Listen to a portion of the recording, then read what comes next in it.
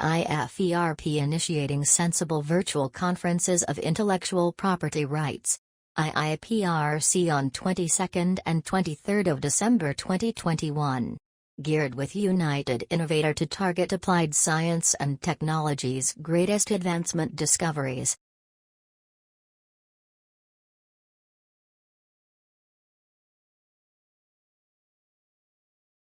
Good evening, ladies and gentlemen. It's a great pleasure for me to introduce our speaker today, who is going to talk to us about guest lecturer on PhD end-to-end assistance and guidance by Dr. Muruganantham A, who is an associate professor at Department of Computer Science at Kristu Jayanti College, Autonomous at Bangalore. Thank you for joining us, sir. We can start with today's presentation. Over to you. So thank you, sir. Thank you for your nice introduction. So let me share my screen. Good evening to one and all present here. It gave me immense pleasure to give the guest lecture on PhD end-to-end assistance and guidance. Myself, Dr. Muruganantham, Associate Professor, Department of Computer Science, PG, Kristu Jayanti College, Bangalore. So thank you for the opportunity which has been given for me from IFERB. So today's agenda is registration, suggestion of universities, recommendation of a mentor or a guide, topic selection, then research proposal, synopsis, literature survey, problem statement and formulation, technical implementation, research article writing, then publication in Scopus or Web of Science indexed journal, dissertation and thesis writing, proofreading and editing, then pre-PhD defense preparation, final PhD viva's preparation, and then patent filing and approval, the research area which you have been chosen. So this is going to be the agenda for this today's session. For every human being's life, PhD has become one of the most wanted one, and they want to put in front of their name DR. So for that, the important process of any human being life is need to know the registration. So someone is seeking for PhD, the first step process, they need to register.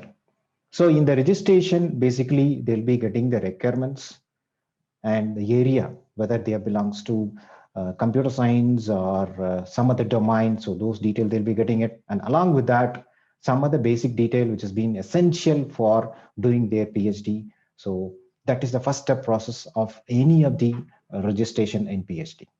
Second one, once you are done with the registration of PhD, so they'll go for suggesting some of the universities. So here, based on your research topic which you have been chosen, so they will be recommending a list of universities. So there are plenty of universities have been available with a variety of range from within the country as well as even outside the country. So based on your research area, the recommendation will be given. So that is a first step process.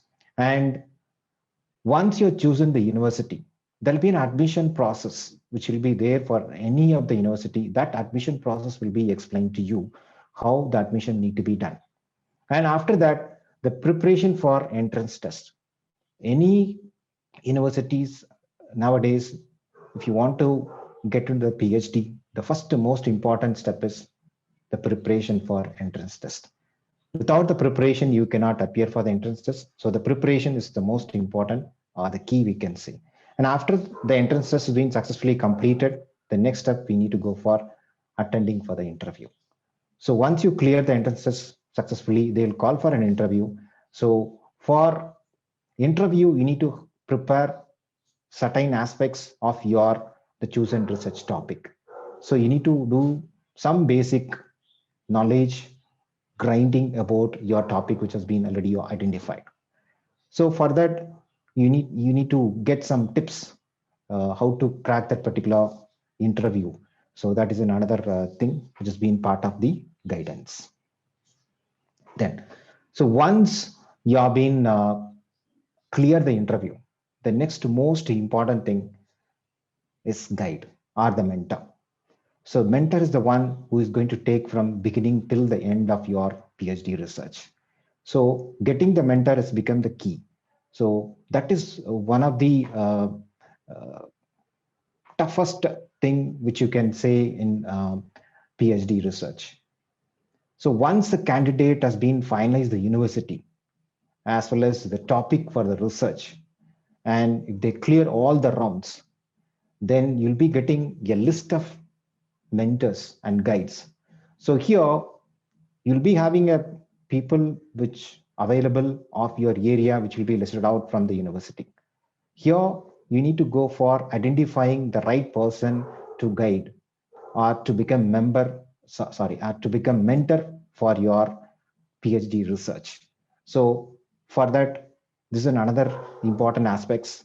So that is another guidance. Once you've chosen the right mentor, that is going to help you out to complete your research. And once you identify the mentor, the next thing is we need to go for identifying the topic or choosing the right topic. So choosing the research topic based on the area of interest. Here, for choosing the topic, first thing is we need to write down all your intentions, plans, and ideas. And then we need to go for identifying our strength and the interest towards the topic which is you are trying to choose on it, and providing the details about the latest development in your subject. That is another key important aspects. So whatever area that you're choosing it, whatever subject that you're choosing it, we need to know the latest development in that particular area and get opinion of experts and recommend a suitable research topic. So the next thing is we need to go for getting the opinion from the people, expert, especially expert. Many guides and mentors will be there. You can just approach them and get the details, and based on that we can go for choosing the right topic. And once you identify the topic, the next you need to submit your proposal to the university. So when you are submitting the proposal to the university, these are the key points which they will look out for it. The number one, the title of your research which you're going to do on it. And second one is the abstract. So abstract basically nothing that the brief about your project which you plan for it, and aim of your research and what is the objective behind your research, and some background work which is related to the research which you plan to do on it, and what kind of methodology that you're going to adapt for your research. It's all like an overview. It's not that in-depth one. It's an overview that need to be given. And we need to have a proper scheduling and the timeline for each and everything that you plan to complete on it, and as well as the ethical approval. So finally, so that will be get approved, need to be get from your mentor or the guide. And what are the resources being essential for completing your research? So these are the things are become essential when you go for your preparing a research proposal. The next thing is synopsis. So synopsis, which is nothing that after approval of research proposal by your mentor or the guide, then you need to go for preparing your synopsis. So synopsis preparation, which consists of essential key points need to be identified and that need to be written it down, and relevant information as well as the idea. And along with that, whatever data which has been essential for your PhD research, that need to be properly write down. And summary of the entire proposal, that also should be part of your synopsis. And after once you submit your synopsis, you need to start your journey of further research drilling down. So for drilling down, the first most important thing is you need to go for literature survey. So literature survey, which is nothing that whatever the research topic that you have been identified in that area, we need to go for finding out what are the most recent research papers are being published. So those papers you have to go for take out from the different publishers and different journals, and you need to go through all these papers to get an idea what has happened in your research area. And for that, you need to have a systematic assessment of all the literature. So you need to at least go through a minimum of 100 papers so that only you can get the details and more knowledge about the particular research topic which you have chosen. And opinions of professionals on the data and insights need to be gathered. So it's not only about research papers gathering, as well as you need to get the opinion from the professionals. So where your mentor, your guide, as well as even from the other people, those who are working along with you, and as well as some of the experts might be from the university itself. You can just meet them and get their opinions as well as insight. So based on that, you can do your literature survey. Next one, problem statement and formulation. So one of the most crucial part of the PhD research process, which involves identifying and composing the problem statement. So the challenges that are currently being faced as a result of lack of research in this area. Finding occurred from this research will hope to solve the challenges. So a problem statement is we need to identify the right problem, and for that you need to give the what is your problem which you identified on the research area which you have chosen. And you need to frame the sentence in such a way that so what is your problem and what kind of solution that you're going to give on it. So that's why problem statement has become one of the crucial part of any of the PhD research. And once you identify the problem statement, the next one is we need to think about how we can go for implementing on it. After taking input and several other factors, decide upon the most suitable simulator for your research work. Because technically we need to implement and show that how it's going to work. So for that, nowadays you have a lot of tools which has been available. So one of the simulated tool you can use for your research work. The outcome from the novel research methodology will compare with the base paper. So whatever outcome that you're getting it out of using the simulated tool, you can compare with the base paper. The result analysis will be done with the help of simulator tool. So now what you can do once you got that from the base paper, you can do the comparison. So for comparisons, you can again use a simulated tool, and through that you can compare it and you can see that how much better performance which is being giving than already existing solution. So whether you enable to give the 1% or 2% additional, so that you can able to evaluate using this particular tools, simulator tools. And the next one, research article writing. So that is another key in your research. Paying attention to the format commonly followed by researchers involved in the same discipline. So when you're going for writing an article, the first most important thing is we need to identify the formats. So nowadays, when you go through online, you have a plenty of formats have been available. So one of the most commonly used format is IEEE. So IEEE format, you can refer from any of the websites and you can take down, and then you can just accordingly you can follow the format. And one more thing, you need to follow any guidelines specified by the authorities in charge of vetting research articles within the discipline. So when you're going for writing the articles, and there are certain guidelines which has been given from the various online forum, and you can take down and you can just find out which is suitable for you, and make sure to follow only the proposed research methodology, and ensuring that all the relevant data for the insights and findings occurred or specified within the research article are all incredibly vital. And once you have written your article, the next thing is you need to go for publishing it.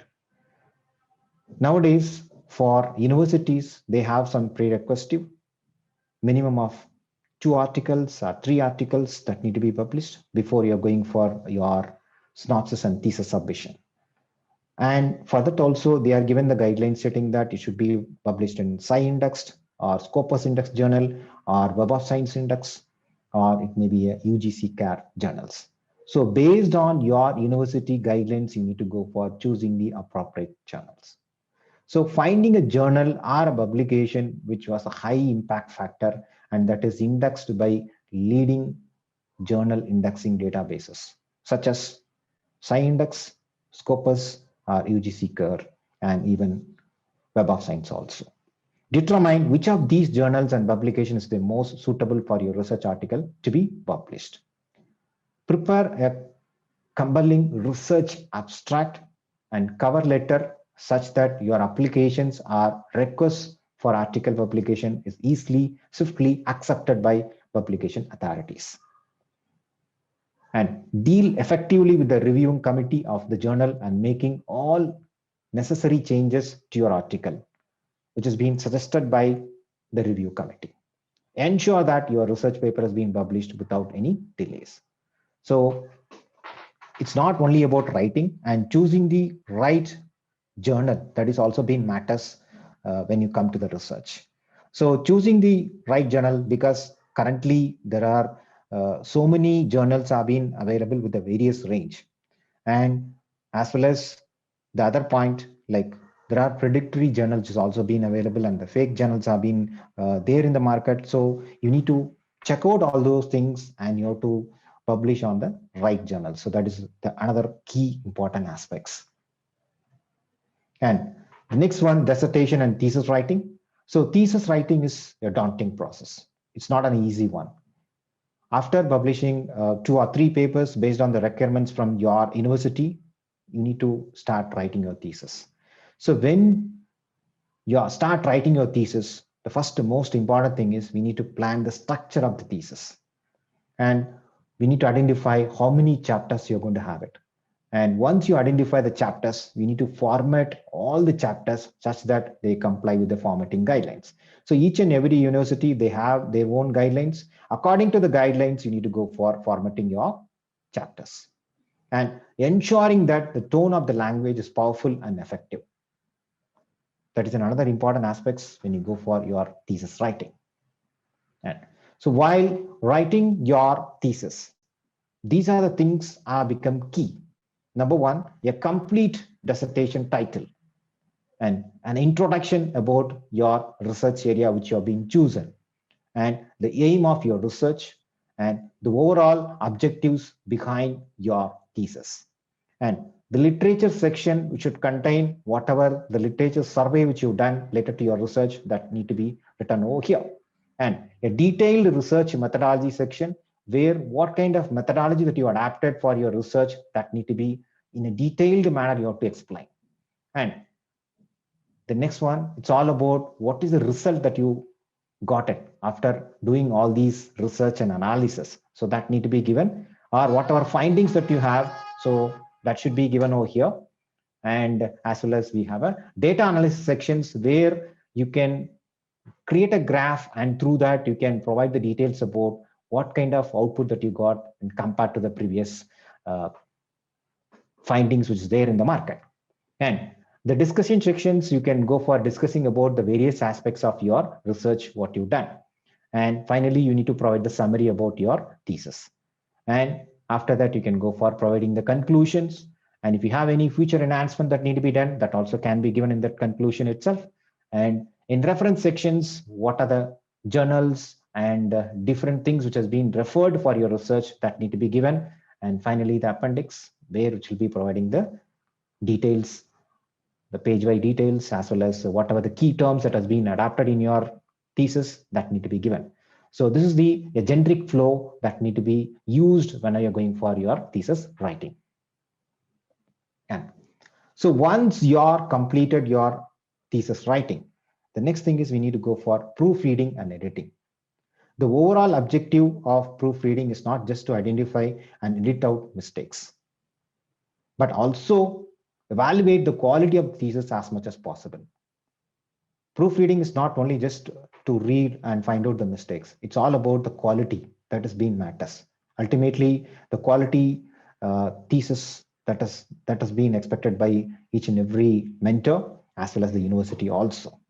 So undertaking a comprehensive and thorough language and grammar recheck. And we have currently a lot of tools are available, and through that we can go for checking our languages. So especially Grammarly is one of the tools which is being used for grammar checking and checking for any potential plagiarism. Even plagiarism has been another key aspects of your thesis writing. So once you complete it, you need to check your plagiarism. So that should be within that prescribed range which has been given by the university. So mostly in Indian university, they'll be stating that it should be within 20%, less than 20%, the plagiarism should be there. So make sure that your plagiarism within that particular range. And editing the thesis according to the comments and suggestions of your mentor and guide. So again, once you made your thesis ready, then you have to give to your guide or a mentor, and they'll be going through it and they'll give some suggestions, and those suggestions also need to be accommodated. That is another important thing.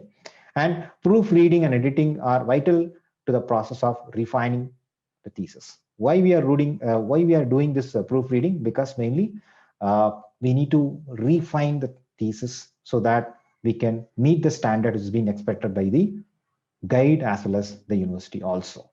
That's the reason why we are doing this proofreading and editing. And so once you are done, you can go for submitting your thesis into the university. And once you are done, the next process is being called as pre-PhD defense preparation. So before going for the final Viva was, there'll be a pre-PhD defense that will be there. So for that, what are the things supposed to be done? The purpose of pre-defense is to engage PhD scholars in an academic discussion with the research colleagues about their own work. So here, basically something like you can discuss the PhD scholars mainly to discuss about whatever the research thing which is being currently happening and whatever work which is being done, all those things you can have discuss with your colleagues. And presenting the papers in national and international conference about your research work. And second thing is, another important key thing is before going for your defense preparations, make sure that at least you are done many national and international level conference participation as well as you presented your papers. So that is another key thing. And when preparing for your defense, does not expect any open doors. Instead, you should prepare for questions that are either at periphery of your work. So here, it's mean that you cannot expect straight questions. So there are questions from different ends you'll be getting it. You should be ready for that to answer it. So that is pre-PhD defense preparation. So that is make yourself prepare for your final Vivas. So that is what currently many of the universities are doing. This particular process is being called as pre-PhD presentation. Right. Once you are done pre-PhD presentation, then the next, it's a final day, the judgment day, which is called final PhD Vivas preparation. So for this, you need to do a lot of things because PhD is a multi-year endeavor. So many years you have been struggled and you're referred a lot of journals and you prepare and you created a 2 or 3 publications you have done it and multiple presentations that you've done, multiple conferences that you attended, and finally you're going for your final Vivas. So before going that, you need to do certain key things. So what are things? Go through each chapter and summarize your main arguments. You need to go through each and every chapters which has been part of your thesis, and you need to go for summarize your main arguments. The implications of your findings, that is another thing, and thesis contribution to the field of your chosen, and preparation of your talk. And your talk should address what you did, why you did it, and how you did it, and what you find and what it means. So these are the aspects should be there in your PhD Vivas. And it is impossible to predict every question is going to ask by the expert. It's very difficult. So from all the corners, the question will be rising to you and you should prepare for it. So for that, you need to concentrate on 5 common categories of questions. Number 1, there'll be a general questions which will be asked so that you can able to answer it. And the context of your work which you prepared. From there also, there'll be a questions which will be arised, and your methods and research design, what you've done. And based on that, there'll be a certain questions which will be asked, and analysis of your results and the discussions. So these are the key areas if you prepare the questions, and it's become easier to defend your PhD Vivas. Right. So once you have been successfully completed your Vivas, and the next most important thing is you feel that your work should not go in waste. It's not only about the university if you're submitting it. And after that, we feel that your idea, the research, what you've done, you want to cherish for the years. So that is a case you can go for filing the patent of your research. So securing a patent protection is one of the most important ways of safeguarding your intellectual assets, because it's all your intellectual property and that need to be safe and keep it. So for that, patent is one of the key thing. So one of the most important step for acquiring patent is identifying all the potential patentable technologies early in the development process. And drafting a patent applications can be a tedious task. Therefore, one should carefully go through all the guidelines which has been given by a patent filing system. And then you can go for filing a patent. And once you file, then you can go for getting the approval. Once you got the approval, and then you can go for publishing your patent. So which is going to give you full satisfactions of your research, what you've done. So with this, I'm winding my presentation. So thank you for your patient listening. Thank you, one and all. Thank you so much for your valuable inputs that were presented in the guest lecture, sir. For receiving regular updates about IFERP guest lecturer series, kindly subscribe to our YouTube channel and turn the notification on. Thank you so much, sir. Yeah, thank you, sir. Thank you.